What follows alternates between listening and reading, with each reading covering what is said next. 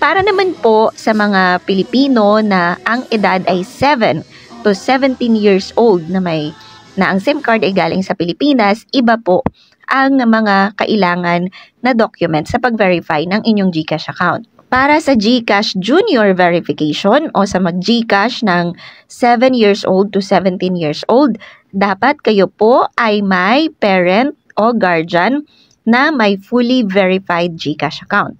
So, dapat yung GCash account ng mga magulang nyo ay fully verified. Tapos, kailangan nyo mag-submit ng original na kopya ng inyong birth certificate issued by the National Statistics Office or Philippine Statistics Authority. Pero kung ikaw ay 7 years old to 17 years old, ibig sabihin menor de edad ka, ang kailangan na ID sa pag-verify ng GCash account mo or ng GCash Junior mo ay national ID, yung card, national ID na yung papel na parang Xerox copy or e-fill ID, digital national ID, pwede rin ang passport, at pwede po ang student ID. Yes, pwede. Pero dapat meron kang isasubmit na kopya ng iyong birth certificate na galing sa PSA o NSO.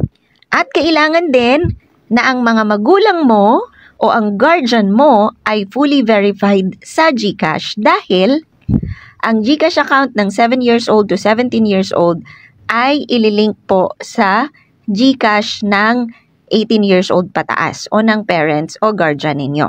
Kailangan din ang full name ng parents ninyo, yung fully verified GCash number ng inyong parent or ng inyong guardian, and a picture of your parent holding your ID na ginamit mo sa verification. Tapos original copy ng iyong birth certificate.